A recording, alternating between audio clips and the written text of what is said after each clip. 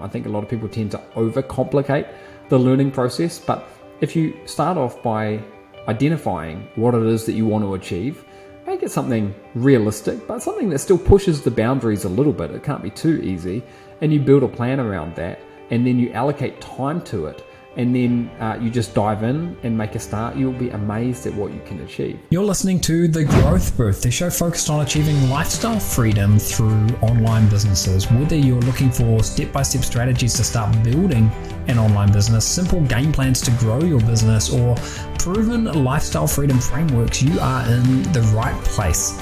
Stay tuned and be sure to join the thousands of listeners already in growth mode. Aidan Booth here, welcome to episode number 72 of The Growth Booth, where today I want to talk about explosive learning tactics and how you can hack learning to learn faster and break through different plateaus that you may otherwise be stuck on. Now, I'm going to give you a real example of what I'm doing right now. I've set myself the ambitious challenge to get to a beginner level of fluency in Italian in 8 weeks. But the topic could be anything. It could be related to building an online income stream for the first time in the next 8 weeks, mastering some online video game, learning new business skills, learning about investing, personal relationships, absolutely anything. Now, I think this concept of rapid learning is important because it's a missed opportunity, and there are so many ways to upskill. And this is one way that, like I say, you can break through plateaus in a systematic manner by almost shocking yourself into achieving new things. And we'll get to my plan for learning Italian shortly and exactly what I'm going to be doing and what my approach is. But first, I wanted to share some of my favorite rapid learning techniques with you. And these are things that you can apply to pretty much any kind of project that you may be working on. The first, and one of my favorites, is the Pareto principle. This is the 80-20 rule, where 80% of the results come from 20% of the effort.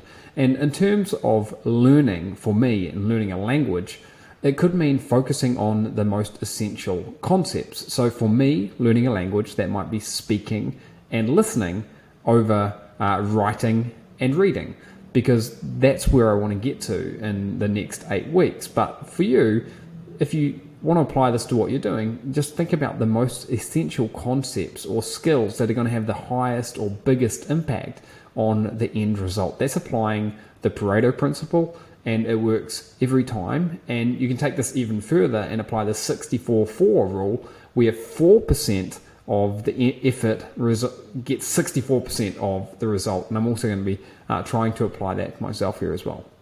Now, the second idea that I've got to share with you is about spaced repetition, and that is where you repeatedly come back to an idea before you forget about it. So typically humans will learn something, and then over a period of time, if you don't use it, you'll just forget about it. But if you're able to systematically come back to an idea and review information at regular intervals, you can relearn it or re-remember it before it's erased from your memory permanently. And with learning languages, you can do this in lots of different ways, using flashcards, using lots of apps. There's like the Duolingo app, and there are many other tools out there like that.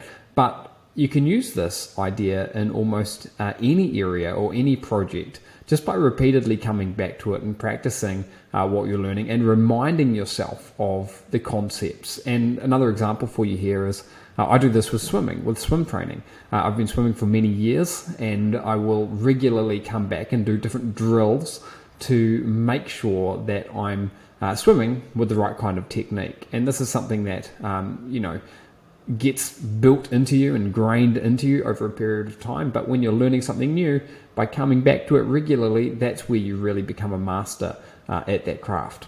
There's another technique called the Feynman Technique, and this is basically about explaining concepts in your own words and getting to a level of understanding where you can explain something to someone else. And so for me, with learning Italian, I can explain to my 6-year-old, my 4-year-old, my kids, different words and vocabulary that I might learn in Italian. It might be learning a simple phrase. And by explaining something or teaching something to someone else, that's a great way to cement knowledge for yourself. So I'm going to be actively using the Feynman technique over the next 8 weeks or so.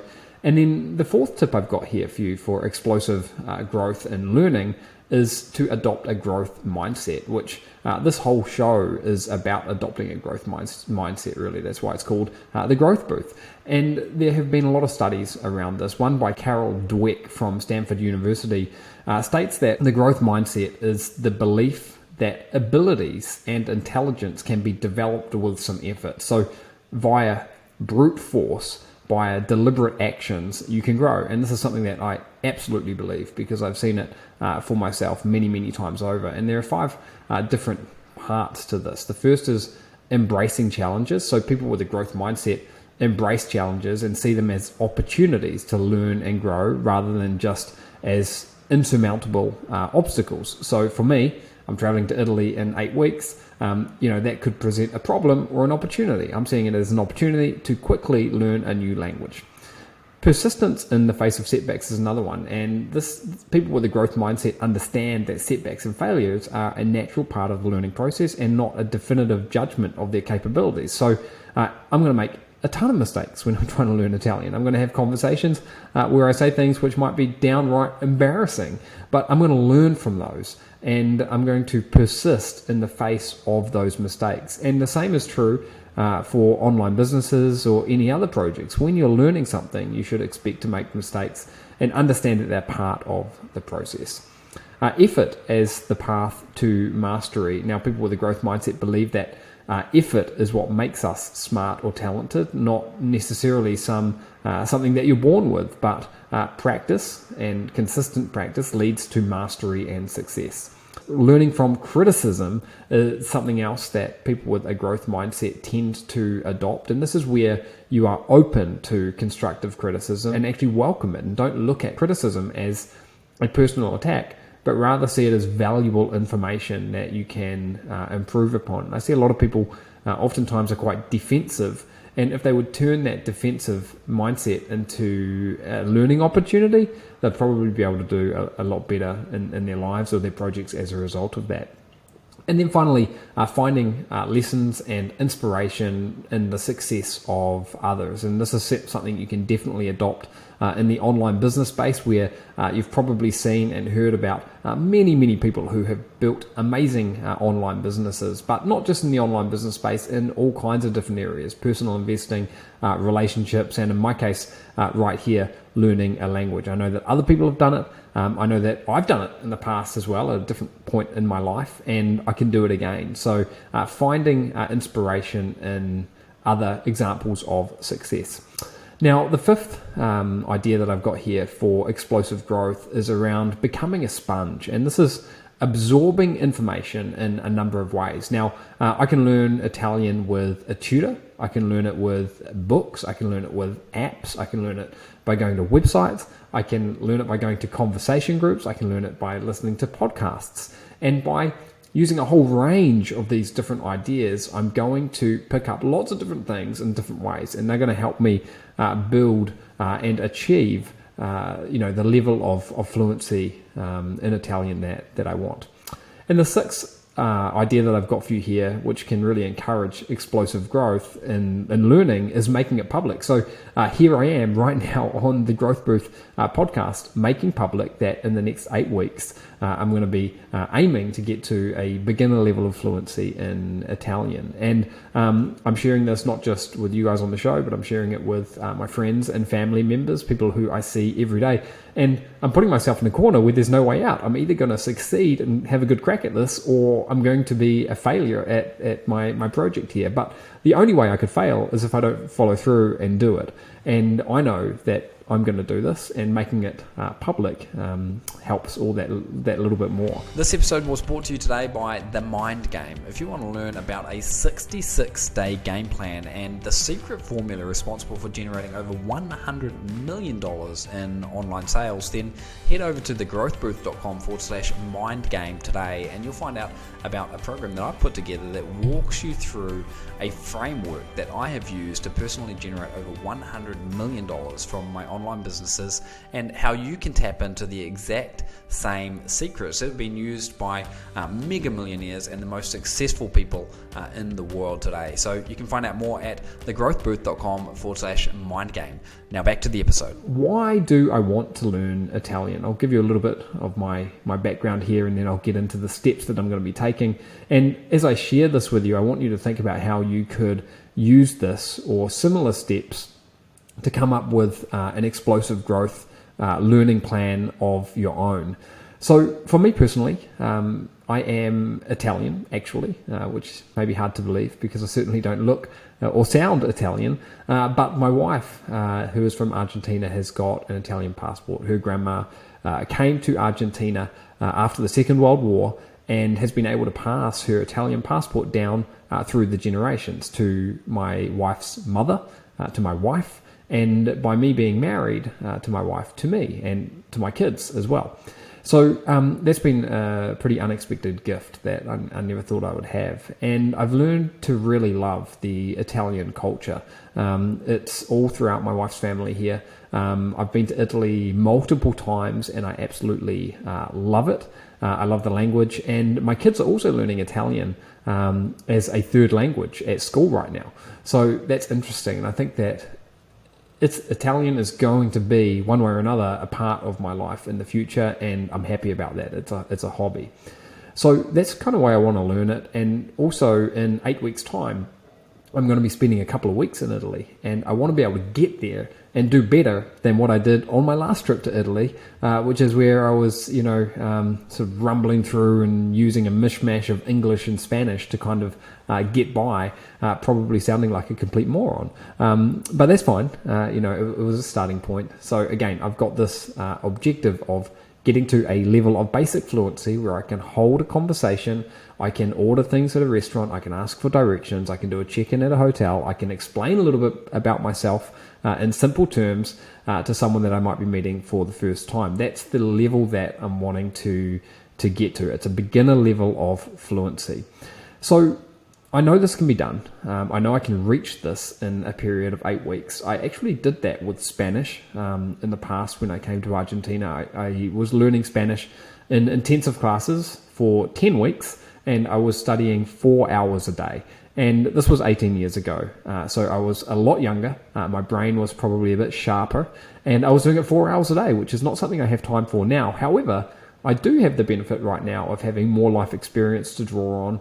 I've got a fluency in Spanish, which is going to help. It's one of the Romance languages. So there's a lot of similarities between listening to Italian and listening to Spanish, and a lot of the words are similar sometimes. In fact, right now, having been exposed to Italian quite a few times, I can listen to it and probably grasp 80% of the topic, unless it's something really technical. But of a basic conversation, I can sort of get by, at least from the listening, but I really struggle with the speaking. And I don't have 4 hours a day to dedicate to this. I've got about 8 to 10 hours per week. But like I say, there are many more learning tools to draw on that didn't exist 18 years ago. There's lots of apps. There's an online database of different tutors that I can tap into, and many other things as well, which I'll mention as we dive in here a little bit deeper. So with 8 weeks and 8 hours per week available, that gives me 64 hours per week. And I plan on using the 80-20 rule, the Pareto principle, and focusing on achieving what I need to know and ignoring the things that aren't important. So for me, that means focusing on learning how to speak and how to listen. And I'm not going to worry too much about the reading and the writing, although I do think that they are a couple of skills that are going to naturally develop over the next 8 weeks, even though I'm not focusing on them. So my approach for this is I've developed an 8-week plan, which is broken up into 4 different sections. The first section is really about an introduction. It's an immersion. It's absorbing as much as I can. And I'll do that in week number 1 and 2. Part 2 is weeks 3 and 4. And this is about the basics and conversation. Part 3 is weeks 5 and 6. And this is intermediate Italian fluency, or, at least at a beginner level, if that makes sense. And then part number 4 is basically just becoming fluent and building upon that. And in terms of how I'm going to break down my investment of time into this, I'm going to have about 2 hours per week with a tutor. I'm going to have around about 3 hours per week listening, and about 3 hours per week where I'll be learning vocabulary, maybe working in a book, and that kind of a thing. Now, in the first part, week 1 and 2, I'll be spending, as I say, about 2 hours with the tutor.